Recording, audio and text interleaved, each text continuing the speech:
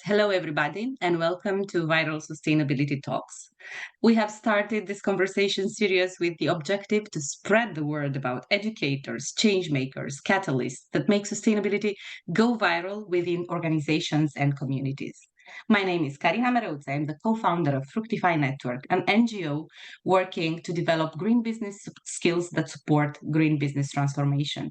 Part of our mission is to make sustainability not only mainstream, but an organic part of how we act on a daily basis. Today we have with us Mark Horoszowski, a leader that personally I have been following for a while. He has built an organization and more than that, a movement that has the change maker at the very core. His ability to catalyze an entire ecosystem to support impact-driven individuals put him on my role models vision board for sure. MovingWorlds, the organization he has initiated, operates a global platform that convenes partners from all sectors to build a more equitable, just, and sustainable economy by empowering social enterprises and the people working with and within them.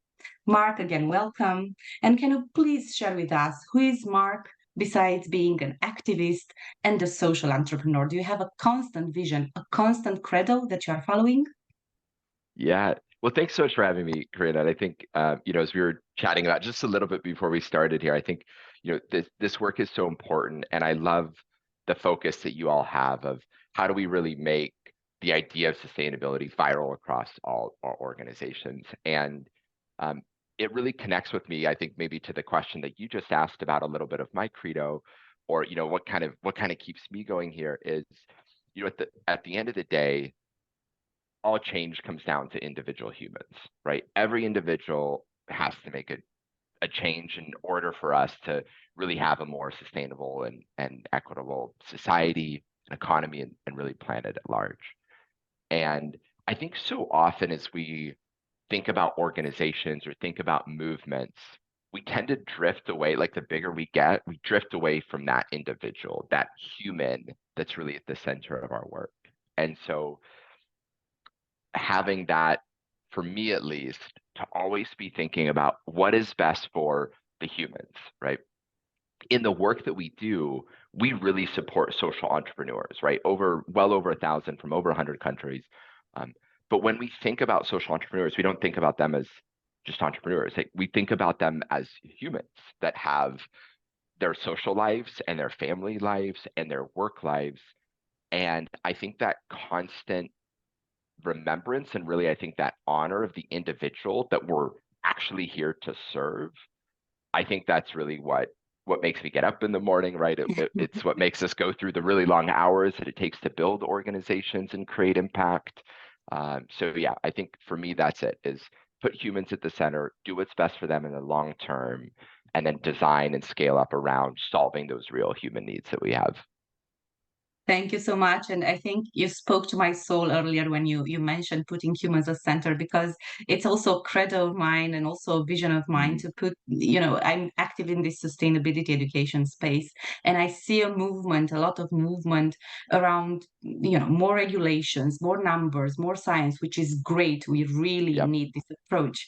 On the other hand, I see that the human factor is fading away a little bit in the last period. And it's difficult Yeah. to create long-term sustainability without engaging people. So I really appreciate that you've brought this topic.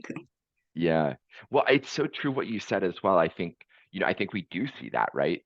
Especially right now, so much talk about sustainability just ends up into that, I don't know, cesspool of media around the terms like ESG, right? Environmental social governance, right? And as soon as we talk about ESG, we talk about investors and, to your point, numbers and carbon emission reports and all these things. And we start to even forget, like, okay, why are we doing this, right? Who's the human? What are the environmental factors that we're actually designing and improving for? And so, yeah, I think so often in this discussion, especially because of the media buzz and because of what investors want and governments want, we lose that element. And I think when we lose that element, then the movement can't happen. So yeah, I love that you all focus on that, because I just think it's something we need more of now.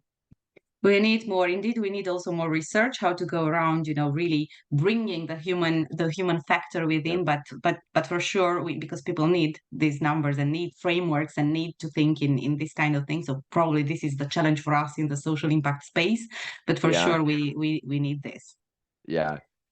Yeah, we published an article with Stanford Social Innovation Review and with Triple Pundit last year that was like the title was ESG needs a shared language, right? Where this conversation, like you and I might see the words ESG and really think about, oh, social impact, right? So that's ESG for impact. An investor thinks about ESG and they really want to know what the carbon emissions are for a company that they invest in because that's an investment decision for them. They need to know, if a government decides to roll out a carbon tax, how that's going to affect their profits. So that's ESG, right, for investing. And then governments increasingly, especially in the EU where you're based, right? They are looking at actually imposing some things like carbon caps or others. So now you have ESG for governance, right? So these very different entities all are gravitating for ESG, but for very different reasons. And then it just creates, I think, a lot of confusion in this space. And I love to be able to, of course, it's important to partner and work with governments, and it's important to work with investors. They're part of the system. But I love, like, where my heart is like I love to talk to the people that are like, but let's talk about ESG for impact. And if we want to talk about ESG for impact, we have to talk about the humans that we're designing that impact for, and we need to start with them. So I could go on for this topic for Me too. for way too Me long, too, but for sure. And yeah, I uh, like this topic. And I think here in European Union, at least it started to the talk about double materiality is more and more, yeah, on the front lines. Not only the impact that the environment or society are having on a company, but what the impact on society is. It's difficult concept still to grasp and to it is. understand and to think in these terms, coming from years and ages of certain business education. But for sure, step by step, maybe we'll arrive there. But Yeah, now I'm going to invite you to travel a little bit back in time when you sure. started Moving World, because I told you I'm watching Moving Worlds for quite a while, and I'm curious actually. Yeah, My curiosity was, back in time when you started it. You started it probably with, an idea. Probably I don't know if you started big or small, or how was your rollout sure. at the beginning. But I was curious, with what you started in mind, Moving World, and how it, I mean, if you pivoted or changed it, the Mhm. ideas along the way. I'm curious to learn a little bit of your history, let's say. Sure. Well, so to be totally transparent, Moving Worlds actually wasn't my idea. It was my co-founder's idea, Derek. And but it came at a really interesting merger of insights, right? So Derek had come from impact investing, and he had seen that early stage social entrepreneurs that have an idea, they have a small team, they've put something into market, then they hit that so-called, startup valley of death or the pit of despair or the chasm, right? It's that long stage between idea inception and excitement and actual product market fit and scale, right? And the term that we use the most in the impact space is actually called the pioneer gap, right? Because in that phase, your small team, your product, you have to go through iterations and through pivots. What Derek was keenly aware of was that most entrepreneurs go, oh, I'm stuck in the gap. I need money to get through the gap. And so they try and raise money. But the problem is funders don't want to invest in anybody that's stuck in the gap because there's no guarantee they're going to get to the other side. So Derek was curious if there was another way to help entrepreneurs cross that gap. Meanwhile, there's me. I kind of came from a different world, a little bit more of a corporate world where, this is like the early kind of 2000s, where I saw the trajectory of capitalism. And here I was out of college with a master's in accounting, you know, on, during the day working at a very capitalistic institution, right? An auditor organization, auditing other publicly traded companies. But then in the weeknights and on the weekends, I was very active in my community, volunteering a lot. And there was this like tension between those roles. And as I saw America and really the world go through the Great Recession, and I saw all these conversations around sustainability and social equity just disappear as soon as the economy got hard. I realized that I did not want to be working in a capitalistic institution that was not prioritizing environmental sustainability and social equity. So I actually set out to learn about this new concept at the time, which was like a social business, right? Mohammed Yunus's book, Social Business, was just featured. Jacqueline Novogratz from Acumen was really just kind of starting to get a little bit more fame for their work in funding impact entrepreneurs. So I quit everything. I spent all my savings and I traveled for a year and I was volunteering with social entrepreneurs around the world. And that's actually where I ended up meeting Derek. And so we ended up meeting and he was like, interesting, you're volunteering your skills. Like you have these professional skills and you're just giving them for free to these organizations.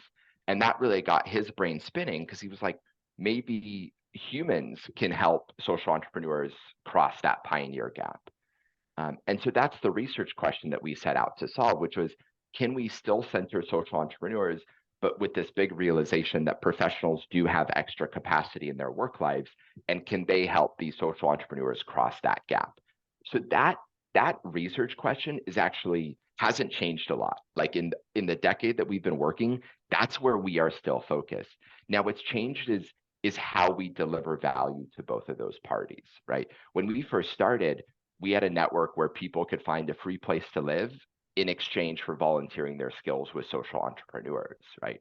But what we soon found out is that different companies started to approach us and say, we want to build programs like this for leadership and development. So then we started to build leadership development programs for some of our corporate partners like Microsoft. And then from there, we learned that the professionals that were engaging with us, they didn't just want to volunteer. Like, yes, they were altruistic, they cared about things, but they were actually looking to grow, much like I was before. They were looking to grow in their careers, but they wanted their careers to have more impact, right? So then we started the MovingWorlds Institute. So we got to take the best leadership development programs that we had developed for our corporate partners and really make that more available to individuals. And then social entrepreneurs started to apply to our Institute program. And they said, there's no support for me in the pioneer gap. I can't raise money. Here you have a leadership development program, and it's the closest thing that we can find so that we can continue to grow as leaders.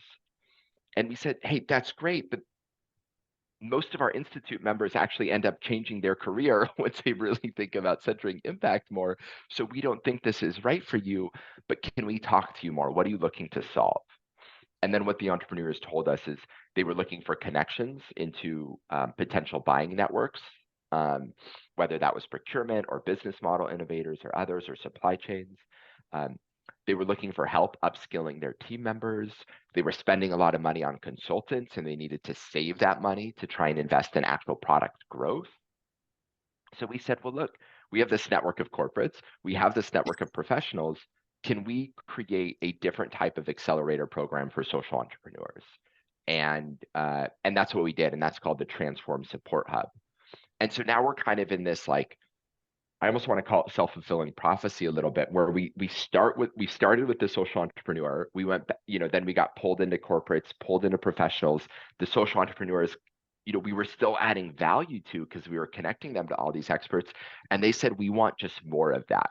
So then we started to kind of create more of that with this accelerator model, and now we have even more corporates that are joining us to say, hey, we want our employees to learn from this network of social entrepreneurs and get some of this social innovation mindset. So, that's a little over 10 years of history in I don't know, maybe 5 minutes. I'm not sure how long I was chatting there, but that was really kind of the journey that we went through.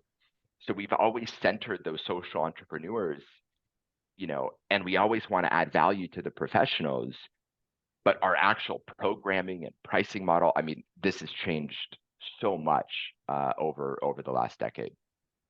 Okay, yes, it's really interesting to see the history, and it's really because I think you are.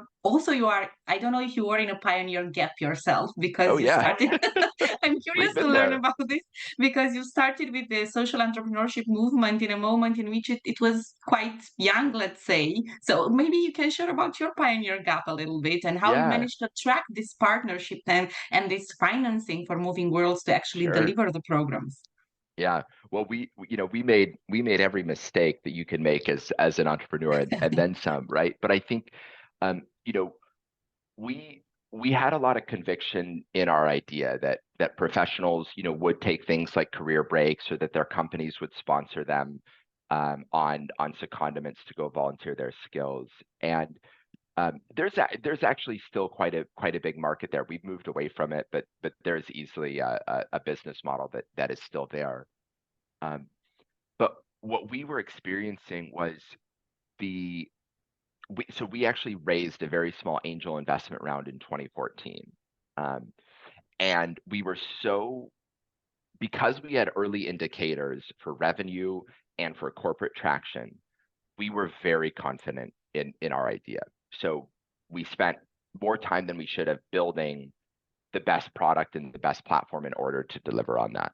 And in that time, market changed, right? Other opportunities came up, um, and the growth wasn't as fast as we thought it would be. And so we actually ended up running out of money. And so we were very much in the pioneer gap, right? We had a product, but it wasn't all the way done, but we couldn't finish it, right?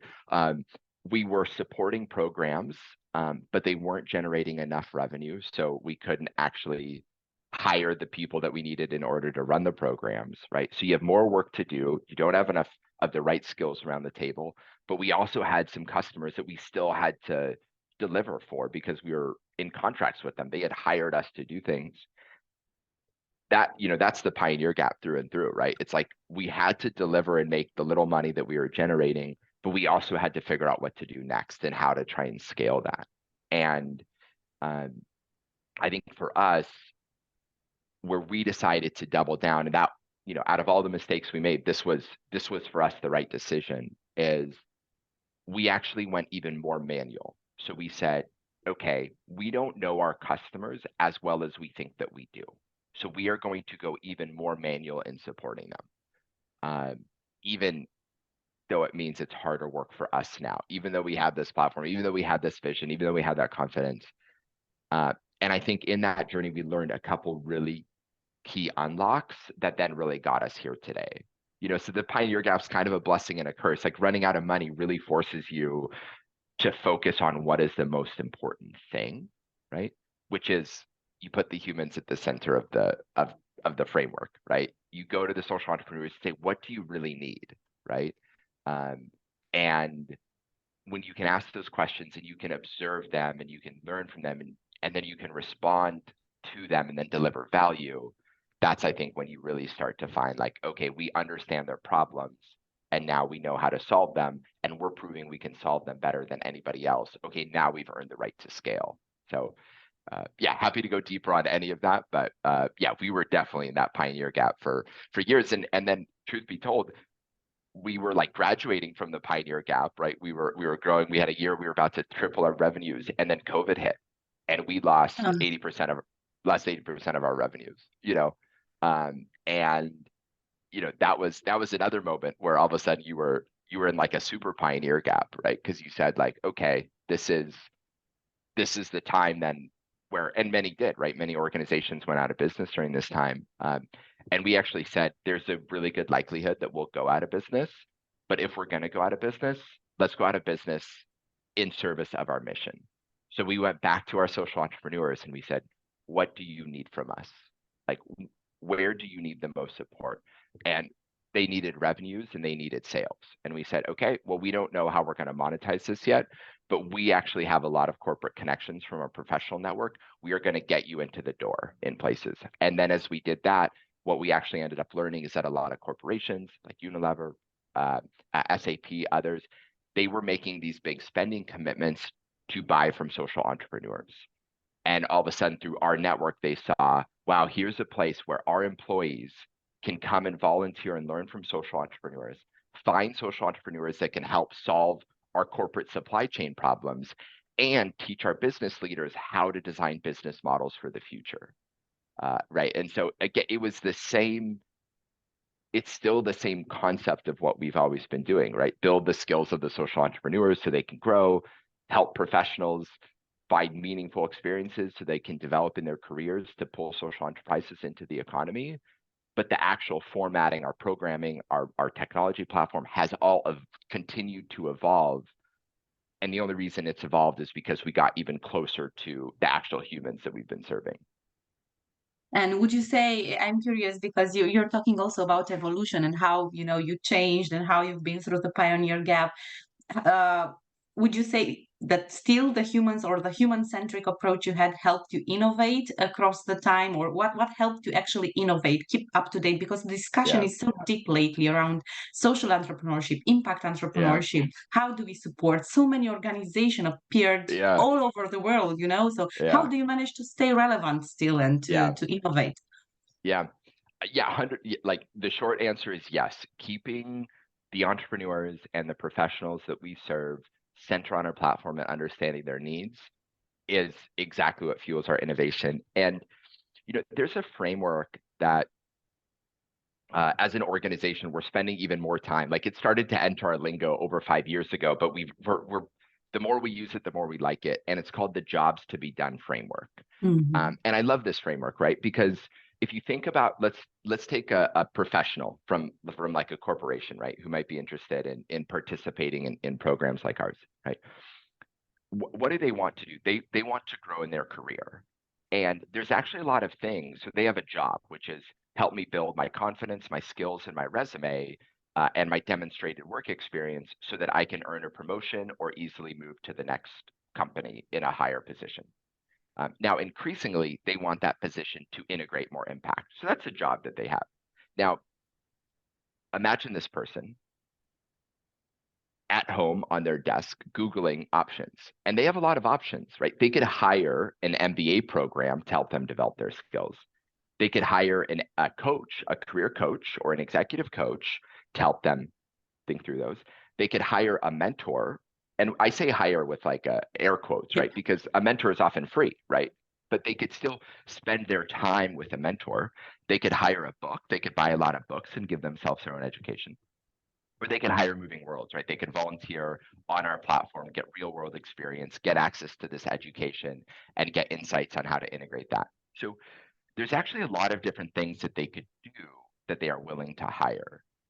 And so when we say human centered, that for us is the type of framing of our customer problems that we really tried to get closest to. Like, what is a problem that you have that you are actually spending time, money, resources, and brain power, usually anxiety, trying to solve, and it's not good enough, right? And that's when you can understand that and then go speak to professionals and be like, hey, yeah, it's a little demotivating right now working in corporate, like a big corporate environment right now, right? Because it's like you're working hard on your job. Um, your company's starting to make an impact, but it's not as much as you want to see. Every time you look at the news, like there's some climate crisis, and you probably feel like a little climate anxiety, like you're a little burnt out, right? Like what do you do with those feelings of anxiety and pressure and fear for the future? And now in the tightening economy, like you're worried about keeping your job, right? That's an exhausting place to be, but you dream of actually something more aspiring, right? Like your younger self says like you saw yourself changing the world. You saw yourself in a job that you love. So can we help you get there? And like what do you need to get there? Right? You need some real world experience, right? Like you might need a little bit of like confidence help. You need to build your network. Can we make it really easy to do those things? And can we make it a little more fun to do those things? Right. So here, why don't you come onto our community here? And once you're here, you're going to connect with other people that are also in that same position as you, right? That know that you can use your career for more impact, but maybe are worried about if you pursue that too quickly, you'll lose your current job, right? We know that's a scary place, right? So why don't you connect with other peers that can actually help support you through that?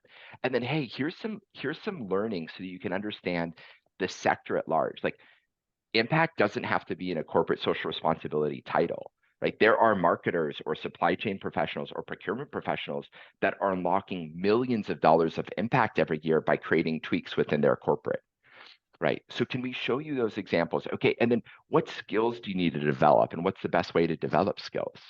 Learning is important for sure, but real world experience. So can we help you find real world experience as a pro bono expert consultant in that space, right? And then you finish and like, hey, so you've got this network, you've developed new connections now for opportunities, you have this real world experience. Why don't you join one of our workshops where you can think about how to wrap up all of that experience that you just had and reframe your career story in a way to help you do whatever's next, right? And so we built all of these programming. So when we started, we said, hey, professionals, we're going to find you the best place to volunteer. And they're like, cool, I don't need help with that. I'm not hiring a recruiter to help me find a volunteer project, right? And so as we've gotten to know them, we said, okay, we're going to keep building these little elements of the experience so that it's actually helping professionals achieve their jobs to be done, right? And the same model for social entrepreneurs, right? No social entrepreneur is like, I want to join an accelerator, right? What they're saying is, I need help accessing money of any sort. It can be revenue, it can be a grant, it can be a fund. There's so many different options for capital. I don't even know what to pursue right now. So what do? I waste all this time applying to everything I can think of, right? And then on the side, I hire consultants. I ask my friends to do free work for me. I'm hiring all these other things. And so we went to them and said, can we make that simpler, right? Based on your stage of growth and your current gaps in your own company, right? Here's some like templates or guides so you don't have to hire that consultant. Here's a pro bono expert from SAP that can actually help you work on your go-to-market strategy, right?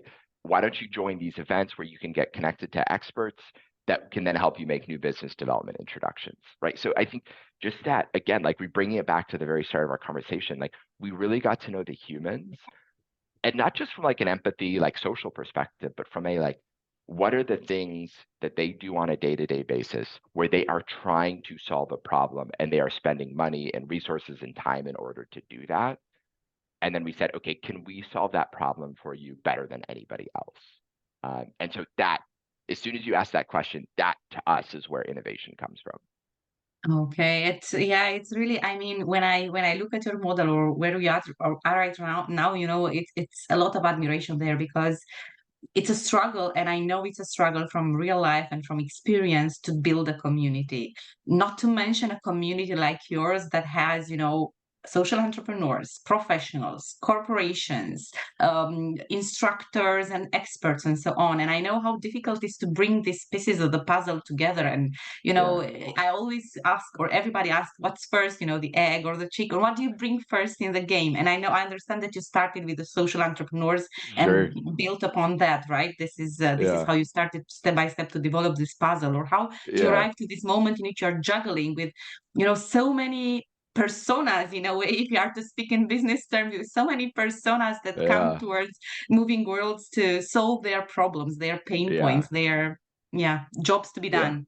Their jobs to be done. Yep, exactly. Yeah, That's super super interesting, and I think we are approaching step by step our the end of our interview. But for sure, I would speak with you for hours to ask you, how you sure, managed to transform and to get there. I still have maybe two more questions. sure. One is, we are going back to the sustainability talk, and you said about the document. Maybe you could also share after this conversation with us to share it with our community further. But I was curious because towards your organization, let's say, come already social entrepreneurs or entrepreneurs or people already motivated by impact, by purpose, by sustainability.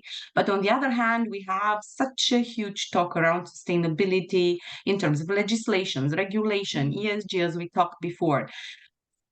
Do you infuse already your programs, or your programs are also infused with this kind of theoretical and practical knowledge more towards sustainability, or it's in the direction of product market fit, network building and so on? So how did you manage to juggle also, or to introduce Sure. the sustainability curriculum, let's say, in Yeah. what you're doing? Yeah. So I'll come back to like the human element, right? So like what do we see a lot, right? We, a professional in a company, and I'll start on the professional side, right? Also knowing your community here. So what do we see a lot happens, right? Professionals become passionate about something, right? Let's say it's tree planting, right? Like, somewhere somebody saw a documentary or something, and now they're very excited and believe that like we should plant more trees. So they go to their company and they're like, hey, company, we should plant more trees, right? And the company's like, cool, but we're a tech company, let's say some like MarTech company, marketing technology company, and we actually already are carbon neutral because we run our entire cloud processes on, let's say, like, I don't know, Microsoft Azure's cloud that is also carbon neutral, right? So companies like planting trees doesn't help our business model, right? And so then this professional's like frustrated their company because they think their company doesn't care. And then the company's like, oh, that person is such like a green thumb, right? Like we just kind of put them on the sideline, we'll ask them to volunteer at our day of service or something like that, right? So we think about that person and we say, hey, look, we know you're passionate about the environment. If you want your company to be more passionate about the environment, you have to come and speak to that company in a way that will create business value, because especially in a tightening or a concerned economic market, business leaders are not going to overinvest as much in sustainability. And we're already seeing it, right? Sustainability budgets are getting cut, but they're expecting sustainability performance factors and metrics to be in more positions across the company, right? So the result of that, then, if you're a professional, you want your company to do more, is you have to understand your company's business strategy, and you have to understand how any type of environmental sustainability can support that business strategy. So that's why we start with some theory to say, or understand that, here are the different frameworks that you would use in order to think through that, so that you can take your passion for the environment and marry that with your company's business model, right? So we do start with that theory. Then from there, we try and get into some like practical case studies, so it's not too ambiguous. Like what I just said right now, I'm sure many people are like, yeah, that's very ambiguous. What does that even mean, right? But that's so, and maybe I can just drill into it a little bit more. There are a few different ways that investments in sustainability and social equity create new value for a corporation, like bottom line profit, right? Now, long-term profit, it won't happen next quarter, long-term. So what are those? Well, cost savings by engaging and retaining your top talent. Revenue growth opportunities by creating new markets. Revenue growth opportunities by building loyalty with customers. Cost savings and revenue opportunities by building goodwill with governments and communities. And there's one other one I know that I'm missing. I think it's in terms of long-term innovation. So if you as a professional are like passionate about the environment, you're like, okay, how can our, let's say, business, like marketing technology business software, right? I care about the environment. How can we actually, that fifth one was build strategic commercial partnerships, right? Mm-hmm. So let's say we have marketing technology software. If we do more in environmental sustainability, can I attribute it to one of those five like business model benefits, right? Now, what you might see is that if you're a MarTech company, you probably also are either integrating with a solution like a Microsoft Azure or maybe an SAP like Marketing Cloud.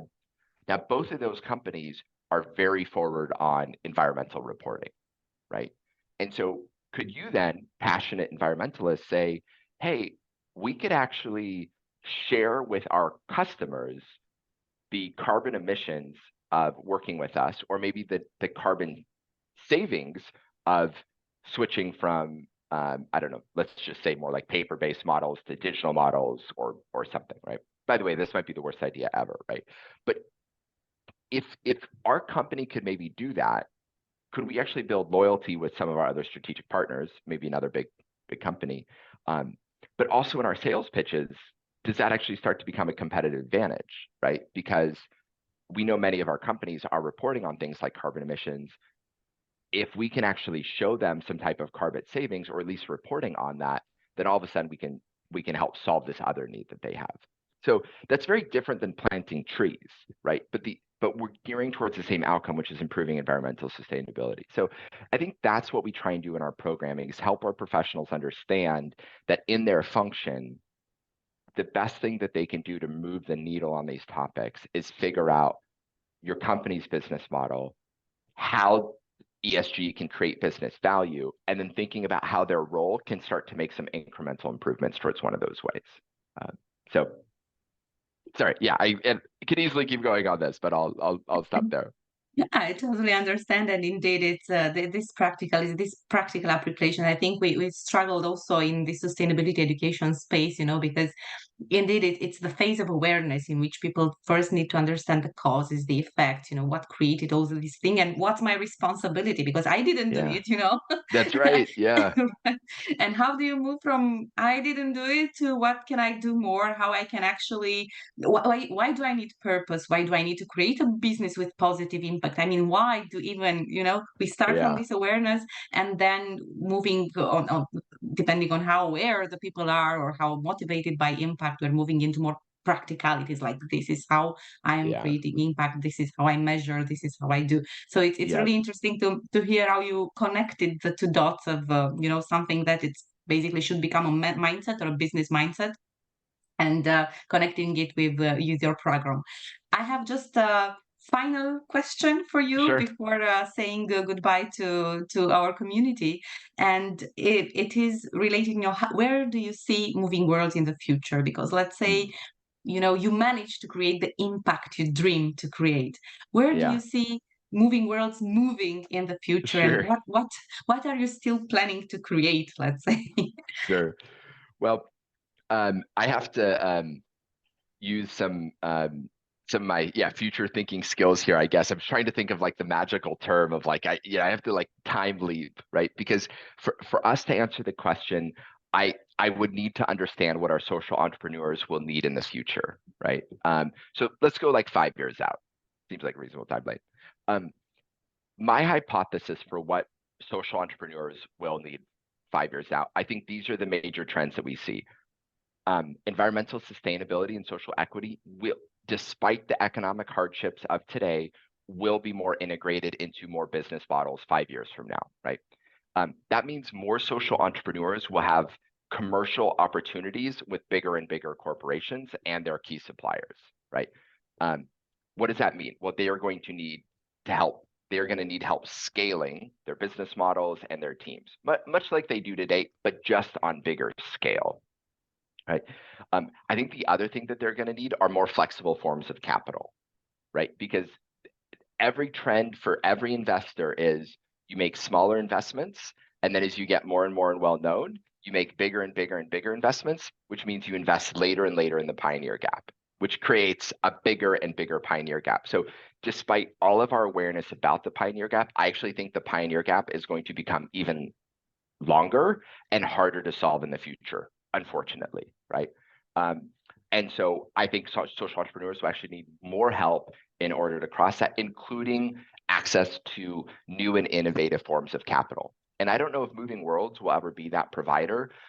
In fact, I'm very confident we won't be, but I do think that partnership will be more and more important, right? So how can we better share data, opportunities, and take inefficiencies out of the system to help entrepreneurs connect with the right form of capital at the right time?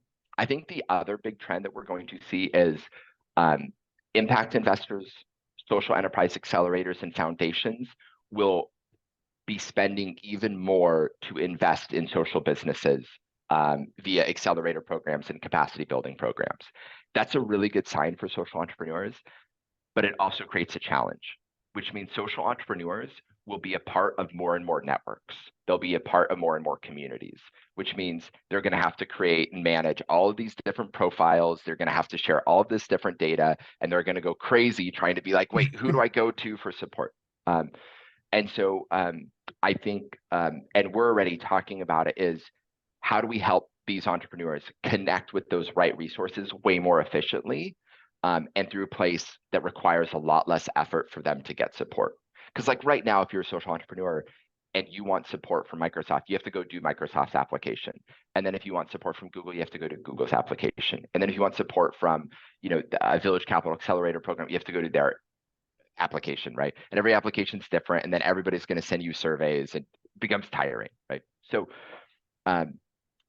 we think there's going to be more and more of those programs, and it's going to be harder for entrepreneurs to figure out which ones to which one will they actually get the most value from, right? So we want to help them get to the resources that they need faster. Now, what will that look like? So many guesses in terms of but the problems will be there. So we'll help them make corporate connections, we'll help them access capital, and we'll help them get the resources that they need more efficiently. Now, what does that look like? Well, let's talk again in a couple of years. I guess you'll follow the journey along with us, but For sure. it'll be centered around that problem. For sure. As I followed you in the last few years, be sure that I'm going to keep an eye on you admiratively in the next year too. So thank you very much, Mark. It was an amazing conversation. Thank you for sharing with me and with us so much of your personal pioneer gap and the pioneer gap of ours. I think it's a term that it's really important for change makers and probably big part of their journey. So thank you so much for sharing all the story of MovingWorlds with us today. And yeah, we'll keep an eye on you for sure. And let's keep connected in this beautiful change-making world. Absolutely. Well, the feelings are mutual. Really impressed with the work that you're doing, and look forward to following along as well. So thanks so much for having me. And yeah, for everybody that tuned in, thanks for listening. It was fun to talk today, Karina. Thank you.